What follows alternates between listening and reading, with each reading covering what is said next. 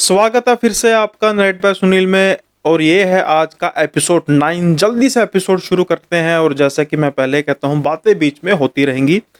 तो जो ये पहली स्टोरी है, मेरा जो इस स्टोरी का लोकेशंस होती हैं वो मेरी ऑल टाइम फेवरेट है। यानी कि फिर जो मुझे रेगुलर देखते हैं भाई उनको पता ही होगा मैं किसकी बात कर रहा हूँ। यानी कि पुराने मकान वगैरह, जो पुरानी हवेली होती थी उनकी। तो ये जो भाई बताते हैं ये कोई भोपाल की स्टोरी है। और ये कहते हैं कि एक पुरानी हवेली है जो खंडरनुमा हवेली है, वहाँ पर अब कोई रहता नहीं है। और इसकी जो बैकग्राउंड है वो थोड़ा सा ट्रेजिक बैकग्राउंड है। और उसके बाद जब ट्रेजिक इंसिडेंट हुए फिर बाद में वो भूतिया भी बन गए। ये कहते हैं कि इनको वैसे इनके जो ये भोपाल लोकल भोपाल के ही हैं। और इनका जो मतलब गुट है, ग्रुप है यानी जो होता है। और इनका जो शौक है वो थोड़ा बहुत पुरानी हवेलियों या पुरानी जगहों को एक्सप्लोर करने का है। हालांकि ये कहते हैं कि कभी इनकी हिम्मत नहीं पड़ी उस हवेली की तरफ जाने की। उसका कारण है जो काफ़ी ज़्यादा ट्रेजिक भी है और काफ़ी खौफनाक भी है। और अब इसकी जो हवेली का बैकग्राउंड है ये बताते हैं कि 1920 या 25 के आसपास यहाँ पर एक काफ़ी ज़्यादा रिच फैमिली रहती थी। और उनका जो कपड़े का काम था वहाँ पे। और वो काफ़ी ज़्यादा उनका व्यापार फैला हुआ था। और जैसे मैं 1925-30 की बात कर रहा हूँ, ये अनडिवाइडेड इंडिया की बात है। और सारे सब कॉन्टिनेंट और इवन की यूरोप वगैरह में भी इनका जो कपास पटसन का काम चलता था। तो जब कोई इंसान अमीर होता है तो नेचुरली बात है कि फिर काफ़ी दुश्मनी भी हो जाती है। और ऐसे लोगों की जो दुश्मनी होती है वो सीधी दुश्मनी नहीं होती और इनके गुप्त दुश्मन होते हैं जिनका इनको भी नहीं पता होता। तो शायद ऐसा ही कुछ इन विचारों के साथ भी हुआ।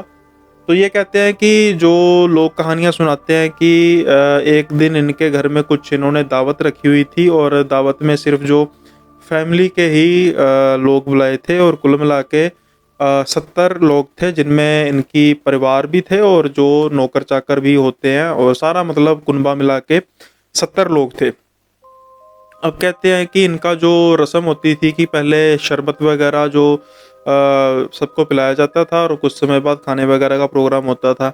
अब जैसे ही कहते हैं कि ये खाने वगैरह की तैयारी होनी शुरू हुई, उसके बाद फिर उससे पहले जो है वो शरबत जो इनको सबको पिलाया गया।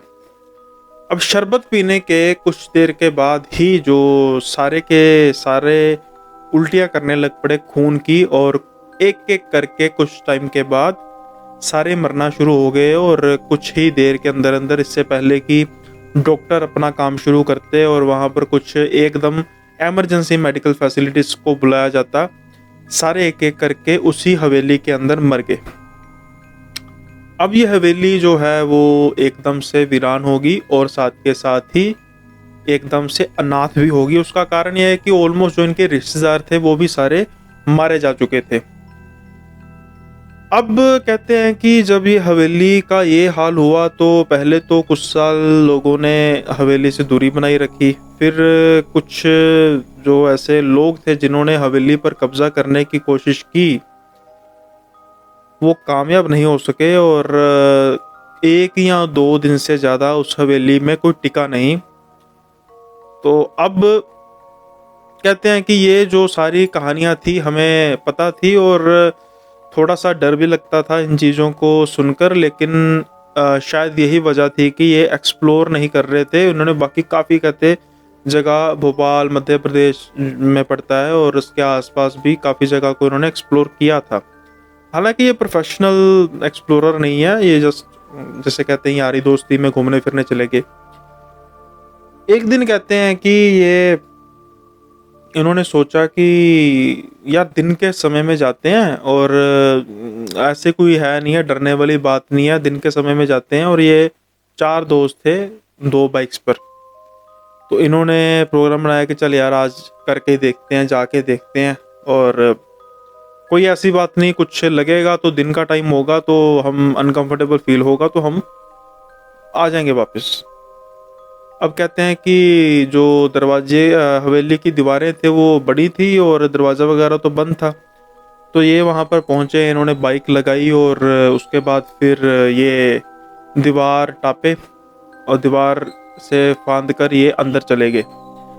अंदर जाके कहते हैं कि इन्होंने जो देखा वो जो मंजर था, बेसिकली हवेली की बात कर रहे हैं, काफ़ी ज़्यादा आलीशान थी। उस खंडरात बनने के बाद भी वो कहते हैं कितनी आलीशान लग रही थी, और जब वो हवेली की अपनी एक चमक धमक होगी और जब वो हवेली सस्ती होगी तो वहाँ पर जब लोग रहते होंगे तो कितने ज़्यादा वो आलीशान होगी। खैर, कहते हैं कि हमें आए अभी 5 मिनट ही हुए थे, और अभी हमें 5 मिनट हुए थे, और कुछ ऐसा में अभी फील हुआ नहीं कि कुछ है दिक्कत दुक्कत हवेली में।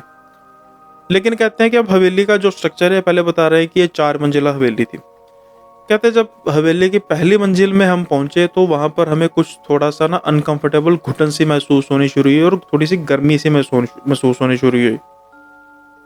उसके बाद फिर ये कहते हैं कि जैसे हम सेकंड फ्लोर पे पहुंचे, वहां पे कहते हैं कि हमें अब जो कमरे थे वो भी काफ़ी ज़्यादा कमरे थे, और किसी कमरे से हमें बिल्कुल हल्की हल्की हंसने की आवाज़ आने लग पड़ी, किसी कमरे से रोने की आवाज़ आने लग पड़ी, किसी कमरे से हमें चीखने की आवाज़ आने लग पड़ी धीरे धीरे। मतलब ऐसा नहीं था कि बहुत ज़्यादा थी। और कहते हैं हमने थोड़ा सा ना एक दूसरे को देखा और इग्नोर भी किया कि शायद हमें फील हो रहा है।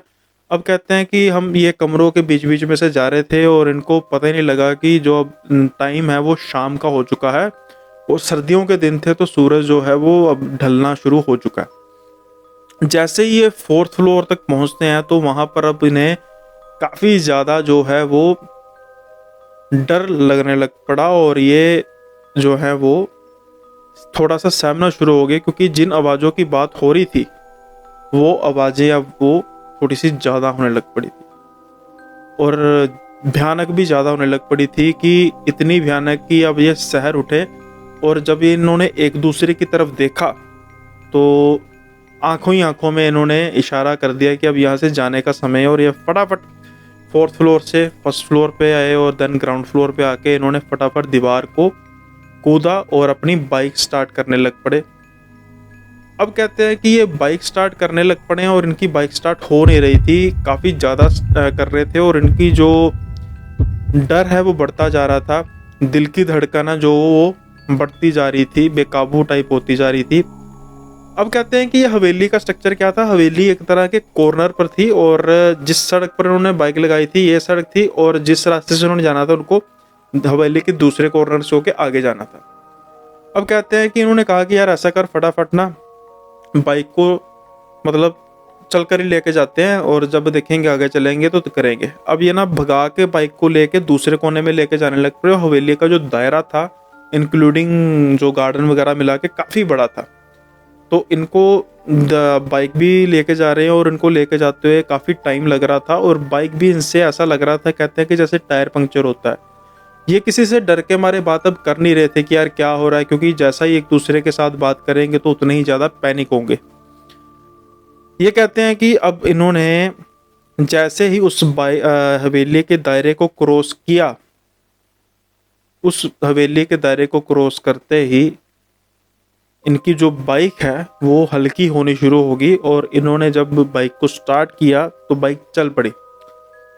इनकी सांस में सांस आई, और ये कहते हैं कि हम बाइक पर बैठे, लेकिन जब बाइक उस रास्ते को क्रॉस किया, थोड़ी सी आगे आए, तो फिर दिमाग में जो चुल आई चारों के। ये कहते हैं जैसे होता ही है कि यार जब तक इंसान डर रहा है ना, जब डर से फिर बाहर निकलता है तो फिर थोड़ा बहुत हो जाता है कि यार देखते। अब कहते हैं कि हमने चारों ने कहा कि यार हवेली को ना उसके दायरे से बाहर देखते हैं, बाहर की तरफ देखते हैं, शाम हो चुकी है तो क्या। अब जब इन्होंने चारों ने ये प्रोग्राम बनाया और उसके बाद उसको मुड़ के देखा, तो इन्हें बिल्कुल टॉप फ्लोर पे कुछ लोग घूमते दिखाई दे रहे थे, जो हालांकि इनकी तरफ नहीं देख रहे थे, लेकिन वो काफ़ी ज़्यादा संख्या में लोग थे। शायद वो 70 लोग ही थे, या 70 आत्माएं थी, या प्रेत थे, जो भी थे। ये कहते हैं कि भाई इनकी अंदर ही जैसे चीख निकली। चीख मतलब कि बाहर भी नहीं आई चीख। फटाफट इन्होंने बाइक स्टार्ट की और बिना देखे हवेली के आगे चल पड़े। और उस दिन के बाद वो कहते हैं कि हवेली तो दूर की बात, वो ये रास्ता भी नहीं फॉलो करते। तो भाई अब भुगतो। अगर ऐसी दास्तानें हैं तो ठीक है, दिलेरी एक अलग बात होती है, लेकिन बेवकूफ़ी और दिलेरी में बड़ा महीन फासला होता है। तो ऐसी जगहों पे यार, जैसे जहाँ पर इतनी मौतें हुई हैं एक ही साथ, और वो भी नेचुरल डेथ नहीं, अननेचुरल डेथ, या फिर हम कह सकते हैं मर्डर ही हुआ है, तो क्या पंगा लेने की ज़रूरत है यार। पुरानी जगहें हैं, बाद में ये जो जगहें हैं यहाँ पर कोई रहता नहीं है, और वैसे ही यहाँ पर ऐसी एंटिटीज़ आ जाती हैं, तो बचा करो ऐसी जगह से। पहली स्टोरी थी काफ़ी ज़्यादा दर्दनाक और भयानक भी थी। चलते हैं अगली स्टोरी पर पहले, बट उससे जाने से पहले आप यार लाइक कर दो, वीडियो पसंद आ रही है तो, स्टोरी पसंद आ रही है तो साथ के साथ चैनल को सब्सक्राइब भी कर दो, बेल आइकन को प्रेस कर दो, और अगर आपको वीडियो नहीं भी पसंद आ रही तो आप डिसलाइक कर सकते हैं। और अगर आप स्टोरी अपनी भेजना चाहते हैं तो मैंने स्क्रीन में जो है वो आपको अपने ईमेल आईडी और इंस्टा की जो है वो आईडीज़ दी हुई हैं, यूज़र नेम दिए हैं। और अगर आप लिख कर भेजना चाहते हो तो अच्छी बात है, और अगर आपको लगता है कि आप लिख कर एक्सप्लेन नहीं कर सकते हो तो आप रिकॉर्डिंग यानी कि ऑडियो में रिकॉर्ड करके इंस्टा में मुझे भेज सकते हैं। और अगर स्टोरी दमदार हुई तो मैं आपको ज़रूर बताऊंगा, वो नरेट ज़रूर करूंगा यहाँ पर अपने चैनल में। स्टोरी नंबर जो 2 है वो वो भी एक साइज से रिलेटेड ही है, जो ऐसा कई बार एक जैसे कहते हैं ना बद नसीबी, या जिसे कहते हैं एक तरह का कि एक जगह ही होती है जो वो मनहूसियत जिसे कहते हैं वो होती है। भाई कहते हैं कि एक इनके रिश्तेदार का घर है, और इनके रिश्तेदार के जो घर के पास का घर है, वो कहते हैं कि काफ़ी ज़्यादा देर से वो वीरान ऐसे पड़ा था, और लोगों का जो मानना था कि वहाँ पर नहीं रहना चाहिए, कुछ ठीक नहीं है। तो कहते हैं कि ये तो चलो ऐसा चलता रहा, और कुछ समय बाद एक वहाँ पर फैमिली आई जिन्होंने उस घर को खरीदा, और काफ़ी आसपास लोगों के कहने के बावजूद भी उन्होंने उस घर को डेकोरेट किया और वहाँ पर रहना शुरू कर दिया। मानते नहीं थे वो इस चीज़ों को, और ऐसी चीज़ों को वो दकियानुसी कहते थे। लेकिन इसका जो रिज़ल्ट आया वो काफ़ी ज़्यादा परेशान करने वाला था। उसमें अब कहते हैं कि जैसे इनका एक बच्चा हुआ, वो बच्चा जो है वो मेंटली अपसेट था। चलो हो सकता है कुछ डॉक्टरी में मेडिकल में कुछ हो ऐसा कि जिससे वो बेचारा मेंटली अपसेट था। फिर कहते हैं कि वो जॉइंट फैमिली थी, और उस फैमिली में तकरीबन 4 से 5 जो बच्चे हुए, सब के सब मेंटली अपसेट। अब ये वाली जो कहानी हुई over the period of years, तकरीबन 4-5 बच्चे हैं, 10-12 साल के पीरियड का टाइम होगा, तो फिर उस परिवार की जो हिम्मत है वो जवाब देगी, और फाइनली उन्होंने उस परिवार को और उस घर को जो है वो छोड़ना ही सही समझा। अब कहते हैं कि थोड़ा सा समय बीता, और एक बिल्डर की जो नज़र है उसकी इस पर पड़ी, और उसने सोचा कि क्यों ना इस पर कब्जा किया जाए, क्योंकि अब ये जो भी मालकियत है वो तो भाई इसको बेचने से तो रहा। और लोगों ने जो है उसके जान पहचान के जो लोग हैं उन्होंने थोड़ा सा समझाया कि यार मत करो ऐसा, लेकिन वो माना नहीं। अब वो कहते हैं कि उसने जेसीबी मशीन लगाई, और घर का जो अंदर लेकर गए, और थोड़ा बहुत जो पहला कमरा कुमरा उस उन्होंने तोड़ दिया। लेकिन तब से लेकर आज तक वो जेसीबी मशीन वैसे की वैसे ही पड़ी है। उसका कारण कि अगले ही दिन उसका जो बेटा था वो अचानक से गिर पड़ा, बेहोश हो गया, और तब से लेकर आज तक वो मेंटली अपसेट हो चुका है। और तो और ये कहते हैं कि उसके बाद जो वो घर है उसके आसपास भी इनके घर, जो रिश्तेदार के घर के समेत बच्चे जो हुए वो बिल्कुल पूरी तरह फिट नहीं थे, कोई ना कोई उनमें कमी जरूर थी। और वो जो जेसीबी मशीन है वो कहते आज भी वैसे के वैसे ही वहीं पर पड़ी हुई है, कोई उसको लेने तक नहीं आया। तो ये बातों को मान लेना चाहिए। अगर आप पैसा खर्च रहे हैं और आपको कोई कर रहा है कि यार ऐसी जगह हो सकती है तो आपके भलाई के लिए कर रहा है। कई हाँ, बहुत सी प्रॉपर्टी में ऐसा होता है कि लोग डिग्रेड करने के लिए करते हैं, लेकिन फिर भी अगर कोई बात कर रहा है तो उसकी हिस्ट्री पता कर लेनी चाहिए, और कब्जा करने वालों को इंजाम तो देख लिया, और भुगतना औरों को भी पड़ता है। अब उस बच्चे का क्या कसूर बेचारे का, जिसके साथ ऐसा कुछ हुआ, गलती उसके बाप की, और भुगतना बच्चे को पड़ रहा है, और आसपास के जो लोग हैं उनको भी अब भुगतना पड़ रहा है। तो ये एक काफ़ी वियर्ड स्टोरी थी। अब वही जैसे मनहूस जगह कोई होगी। अब चलते हैं अगली स्टोरी की तरफ। ये स्टोरी भी थोड़ा सा जो है वो काले जादू वगैरह से रिलेटेड है। अब जो ये भाई साहब हैं, ये कहते हैं कि ये दिल्ली के रहने वाले हैं, और एक दिन कहते हैं कि इनके फादर साहब ने कहीं से आना था, और इनका जो स्टेशन पे तकरीबन 2-3 बजे रात के गाड़ी आनी थी, और इन्होंने उनको रिसीव करने जाना था। तो तब इनकी उम्र होगी कोई 16-17 साल। तो ये अपनी स्कूटी पे कहते हैं कि इनको रिसीव करने के लिए गए। कह रहे हैं कि जब ये रास्ते में जा रहे थे तो एक जगह पे आके इनको अपनी स्कूटी पर काफ़ी ज़्यादा भार सा फील होने लग पड़ा, और काफ़ी इनको खुशबू आने लग पड़ी, बहुत ही तेज़ खुशबू। तो इनको लगा कि हो सकता है यार कोई गाड़ी गुड़ी निकली हो, परफ्यूम वगैरह बहुत ज़्यादा सवारियों ने छिड़का हो, 1-2 मिनट रुके हो, यहाँ पर किसी ने रुक के परफ्यूम छिड़का हो। लेकिन दूसरी जो बात थी कि जो गाड़ी का भार था यार, वो समझ नहीं इनको आ रहा था कि वो कैसे हुआ, स्कूटी का जो भार पड़ा। खैर ये कहते हैं कि गए, और थोड़ा बहुत इनके मन में आया भी डर भी, लेकिन दिल्ली था, बिल्कुल सुनसान भी नहीं था, लोग थोड़े बहुत आ जा भी रहे थे, तो इतना भी इनको डर नहीं लगा। तो इन्होंने अपने फादर पर को लेकर अपने आए, और घर पर किसी से बात नहीं कही, आके सुबह सो गए, और इसके बाद एज यूजुअल अपने स्कूल या कॉलेज जो भी गए। और कहते हैं जब ये रात को फिर सोने के लिए अपने कमरे में आए तो इनको काफ़ी ज़्यादा वही खुशबू जो है वो महसूस हुई।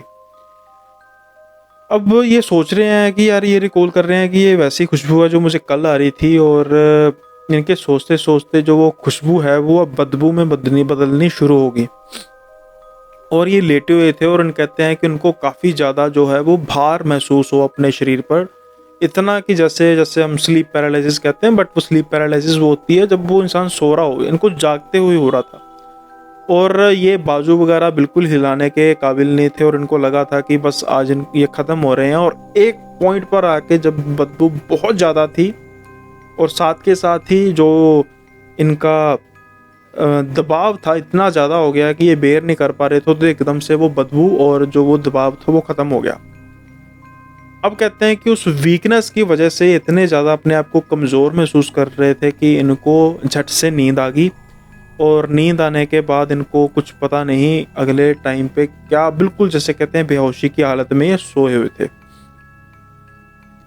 फिर अगले दिन उठे हैं और इनको कुछ अच्छा फील नहीं हुआ। अब कहते हैं कि धीरे धीरे जो ये चीज़ें हैं इनके रेगुलर होने लग पड़ी, और ये कुछ ऐसा सच मानते नहीं थे, तो इन्होंने कभी इतना घर पे डिस्कस नहीं किया। लेकिन हद तो तब होगी जब इनका जो वेट है वो धीरे धीरे डिग्रेड होने लग पड़ा, और ये कहते हैं कि तकरीबन ये 75 किलो के पे थे, और 75 किलो के तकरीबन 1 महीने के अंदर अंदर ये 52-55 किलो के बीच बीच में आ गए। और मतलब ऐसा सच इन्होंने कोई डाइट वगैरह भी फॉलो नहीं की थी। अब घर वाले भी परेशान थे, ये भी परेशान थे, तो आखिर उन्होंने परेशानी में सब बता दिया कि मेरे साथ ये हो रहा है। तो इनकी जो मदर हैं वो इनको एक जो है मंदिर में लेकर गई, और वहाँ पंडित जी से बात की, और पंडित जी ने थोड़ा सा देखा और उन्हें फील हुआ कि इसके साथ कुछ ठीक नहीं है, तो थोड़ा बहुत इन्होंने जो भी रेमेडीज़ करते हैं इनको करके दी। फिर कहते हैं कि उससे क्या हुआ कि थोड़ा बहुत असर ज़रूर कम हुआ, लेकिन इतना भी कम नहीं हुआ कि इनको मतलब बिल्कुल पूरी तरह से फ़र्क पड़े, और जो वेट था वो भी डिग्रेड हो रहा था, लेकिन अब उतना कम नहीं हो रहा था, मतलब 52-55 किलो से 50 किलो हो गया। लेकिन चिंता का जो मतलब मैटर तो था। फिर कहते हैं कि इनका पढ़ाई का भी जो है वो रिदम टूट चुका था। अब ये अच्छे मतलब स्टूडेंट थे, और इनके जो मार्क्स वगैरह भी काफ़ी कम आने शुरू हो गए। परिवार वगैरह का कोई प्रेशर नहीं था, क्योंकि वो भी देख रहे थे क्या हो रहा है, इन सच काइंड ऑफ डिप्रेशन या फिर समथिंग एल्स, वो इस चीज़ को डिसाइड नहीं कर पा रहे थे, और इतना उनका कोई जानकार भी नहीं था कि इस चीज़ को कोई पढ़ ले। खैर उसके बाद ये कहते हैं कि धीरे धीरे जो इनको सपने हैं वो काफ़ी अजीब आने शुरू हो गए। किसी सपने में देख रहे हैं कि ये अपनी माँ का गला काट रहे हैं, किसी सपने में ये अपने फादर को लेकर किसी खाई में धक्का मार रहे हैं। और ये कहते हैं कि इनका ऐसा मन होता था कई बार कि इनके सामने इनका कोई रिश्तेदार यानी कि मदर या फादर या ब्रदर बहन कोई भी खड़ा, तो इनको लगता था कि मैं इनका जाके गला दबा दूं। और ये हालांकि प्योर वेजिटेरियन है और कहते हैं कि मेरा नॉन वेज खाने का या फिर ड्रिंक करने का बहुत ज़्यादा दिल करता था, और मैं किसी तरीके से अपने आप को इस चीज़ के रोक के रखता था, क्योंकि मैं घर से बाहर बिल्कुल नहीं जा रहा था। और जो स्टडी है तो वो तो इफेक्ट हो ही रही थी, हेल्थ डिग्रेड हो ही रही थी, पर ये चीज़ें जो हैं मुझे बहुत ज़्यादा अपसेट कर रही थी। और किसी टाइम पे ये कहते हैं कि मुझे जो सपने आते थे वो इतने रियलिस्टिक होते थे कि इन्होंने अपनी मदर को मार दिया है, अपने सारे परिवार को मार दिया है, और सपने में ये काफ़ी ज़्यादा उस चीज़ को एंजॉय कर रहे हैं, हंस रहे हैं, और उनका जो खून है वो मतलब पी रहे हैं। इस तरीके से मतलब काफ़ी ज़्यादा झंझोड़ कर रखने वाले जो है इनको सपने वो आ रहे थे लगातार। अब ये कहते हैं कि जब ये उठते थे तो फिर इनको इतनी ज़्यादा परेशानी और इतनी ज़्यादा शर्मिंदगी होती थी कि अपने परिवार से आंख तक नहीं मिला पाते थे। हालांकि वो सपना होता था, पर वो कहते हैं कि इतना रियलिस्टिक होता था कि वो मतलब जैसे उनको शर्मिंदगी महसूस होती थी कि यार शायद मैंने आपके साथ गलत किया, आपको मैंने मारा है, मुझे आप ठीक है, आप जिंदा खड़े हैं पर फिर भी पता नहीं मैं वो चीज़ को मतलब मेंटली कहते हैं इतना ज़्यादा मुझ पर असर हो चुका था उस चीज़ का कि मैं अपने आप को इतना ज़्यादा मैं कहते मर्डरर समझने लग पड़ा था अपने आप को। और पता नहीं कहते मुझे पता नहीं, मैं कई बार सोचता था कि मैं सुसाइड कर लूँगा, या मैं मतलब इस हालत में पहुंच चुका था। और इस हालत में पहुंचने की और भी जो है वो एक बड़ी वजह ये थी, कहते कभी मैंने धार्मिक जो है वो संगत नहीं फिर की। मतलब कभी होता है कि हम हनुमान चालीसा पढ़ते हैं, अपने धर्म के अनुसार कुछ भी हम ऐसा धार्मिक पढ़ते हैं जिससे चीज़ों का असर कम हो जाता है। और वो जो पंडित जी कहते हैं उन्होंने रेमेडीज दी थी वो भी ये फॉलो नहीं कर रहे थे। लेट्स से अगर उन्होंने पंडित जी ने कोई जल बना कर दिया और ये पी नहीं रहे, उसको घेर देते हैं और शो करते हैं कि उन्होंने पी लिया, या फिर कोई मौली बांध दिया और वो जल्दी उतार देनी। अब कहते हैं कि ये काफ़ी टाइम ऐसा चलता रहा, और एक कहते सुबह क्या हुआ कि ये दरवाजा, घर वाले घर नहीं थे तो दरवाज़ा कोई बेल किया जा रहा था, तो ये गए और वहाँ पर उन्होंने जब दरवाज़ा खोला तो वहाँ पर एक फ़कीर किस्म का कोई आदमी खड़ा हुआ था। और मैंने कहा जी बाबा जी, तो वो ना उन्होंने कुछ बोला नहीं, और वो मुझे जस्ट घूर के देखी जा रहे थे। और घूर के देखी जा रहे थे तो मैंने उनको कहा कि हाँ जी बाबा जी बताइए क्या चाहिए, रोटी कुछ चाहिए मैं देता हूँ। तो उन्होंने कहा कुछ नहीं, तुम एक काम करो, तुम ऐसा करो, तुम जो तुम्हें समस्या है मैं पता है, मुझे पता लग गया है कि तुम्हारी समस्या क्या है। तो वो कहता है कि यार मुझे नहीं पता, मैंने तो आपसे कोई बात ही नहीं की। कहते बस तुम ऐसा करना, उन्होंने रास्ता बताया कि मेरा ये टीला है, या जैसे हम नाथों का टीला कहते हैं, इस तरीके का कुछ होता है, तो वहाँ पर तुम आ जाना। तो ये कह के वो चले गए। कहते हैं जगह को मुझे पता था जिस चीज़ की बात कर रहे हैं, लेकिन मैं सोचूं कि यार मैं ऐसे कैसे चले जाऊं और क्यों जाऊं। पर कहते यही कशमकश में मैंने 1-2 हफ्ते बिता दिए। अब जो इनका वेट है वो 42 kg तक पहुंच चुका था। तो फिर फाइनली इन्होंने अपने घर वालों को बिना बताए वहाँ पर चले गए। अब ये कहते हैं कि जब ये गए तो वो जो फ़कीर थे उन्होंने सारा बताया कि आप पर किसी ने जादू किया, और जो जादू किया भी है वो किसी आपके चाहने वाले ने किया, किसी रिश्तेदार ने किया, और वो चाहता है कि आप धीरे धीरे करके ख़त्म हो जाओ। उन्होंने कहा कि जल वगैरह उन्होंने दिया उनको पीने के लिए, लेकिन उन्होंने कहा कि इससे मैं गारंटी नहीं दे सकता कि असर होगा कि नहीं होगा। खैर इन्होंने पानी पीना शुरू कर दिया, वो जल पीना शुरू कर दिया। स्टार्टिंग में तो उनको थोड़ा बहुत असर आता था, लेकिन धीरे धीरे फिर वो जो चीज़ अब वो यूज टू होने लग पड़ी और उनको सपने और भी खतरनाक आने लग पड़े। तो फिर ये परेशान होकर दोबारा से उस फकीर की जो नाथ के पास गए, तो उन्होंने फिर सारा बताया। तो थोड़ी देर कहते हैं उन्होंने ध्यान लगा के कहा कि आपका जो इलाज है वो यहाँ पर नहीं हो पाएगा, क्योंकि जो भी चीज़ है वो इतनी ज़्यादा खतरनाक है कि वो आपको यहाँ पर छोड़ेगी नहीं। तो अब आपके पास एक ही इलाज है कि आपको समंदर पार करना पड़ेगा, यानी किसी ऐसे देश में जाना पड़ेगा जो समंदर पार है। खैर इनके घर वालों से भी बात हुई सारा, फिर उनके नादने ने बताया, तो फिर जैसे तैसे करके इन्होंने अपना जो है वो अपना सारा बजट वगैरह करके कैसी तरीके से जो है वो ये आउटसाइड कंट्री चले गए। अब जो ये कह रहे हैं कि मैं बाहर फॉरेन में ही रह रहा हूँ और जब तक मैं फॉरेन में रहता हूँ मुझे किसी तरीके की कोई प्रॉब्लम नहीं होती, और जो वेट है वो मैंने अपना रीगेन कर लिया है, अपनी मैं पुरानी स्ट्रक्चर पर वापस आ चुका हूँ, बिल्कुल फिट हूँ, कोई मुझे सपना नहीं आता, किसी तरीके का डिप्रेशन नहीं है। लेकिन कहते जब भी मैं साल 1.5 साल में अपने घर में वापस आता हूँ 1 महीने के लिए 10 दिन के लिए, मुझे फिर से वही फीलिंग आनी शुरू होने लग पड़ती है और ज़्यादा। तो कहते हैं मैंने वो घर पे आना भी बहुत कम कर दिया, और हम ये प्लान कर रहे हैं कि जो मैं जब यहाँ पर बिल्कुल फाइनल पक्का हो जाऊँगा, परमानेंट रेजिडेंस मुझे मिल जाएगी, तो मैं फिर अपना परिवार भी बुला लूँगा और इस झंझट से मैं छुटकारा पा लूँगा।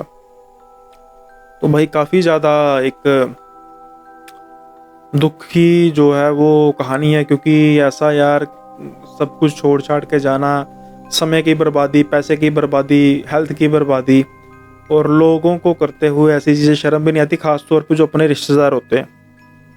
तो thank you so much for sharing this story, और आई होप भाई आप ठीक हों और ठीक ही रहें, साथ के साथ ही आप ग्रो भी करें। आज का जो सेशन था वो 3 स्टोरीज़ का सेशन था, और कैसी आपको लगी आज की वीडियो, कैसी स्टोरीज़ लगी आप मुझे कमेंट बॉक्स में बता सकते हैं। और नए जो व्यूअर्स हैं वो सब्सक्राइब कर सकते हैं। अगर आपको ये वीडियो पसंद आया तो लाइक भी कर सकते हैं, डिसलाइक भी कर सकते हैं, will take as a feedback. साथ के साथ ही चैनल अभी बिल्कुल स्टार्टिंग में है, तो जो मेरे अपकमिंग पॉडकास्ट हैं और उसमें भी जो मैं स्टोरीज़ बताऊंगा वो भी काफ़ी ज़्यादा होंगी, हॉरिफिक होंगी। और जैसा कि मैंने पहले कहा था, अगर आप भी चाहते हैं कि मैं आपकी स्टोरी अपने इस चैनल पे या पॉडकास्ट में भी बताऊं, तो आप फटाफट मुझे ईमेल या फिर मेरे इंस्टा आईडी पे मुझे मैसेज, या फिर अगर आप लिख के नहीं बताना चाहते तो मुझे आप रिकॉर्ड करके भेज सकते हैं, और मुझे अगर स्टोरी में दम लगा तो मैं वो स्टोरी मैं आपकी नरेट करूँगा आपके उन पॉडकास्ट में भी, और जहाँ पर एक अच्छी रीच होती है, क्योंकि जो मेरे अभी भी रिसेंट पॉडकास्ट है तो 1 लाख प्लस सारे जा रहे हैं, तो अच्छी रीच जा रही है, तो आने वाले पॉडकास्ट में और भी रीच जाएगी, तो एक अच्छा आपको भी प्लेटफॉर्म मिल जाएगा अपनी स्टोरी बताने का। और अगर आपके कुछ जानकारों की ऐसी स्टोरी है तो वो भी आप बता सकते हैं, और उसमें मैं जो प्लेस है और नेम है उसको मैं डिस्क्लोज नहीं करूँगा, और उस हिसाब से मैं नरेट करूँगा। तो आज का जो एपिसोड 9 था वो यहाँ तक ही था। Thank you for watching it, और मिलेंगे जल्दी आपसे अगले एपिसोड में। तब तक के लिए बाय बाय, अपना ख्याल रखिए।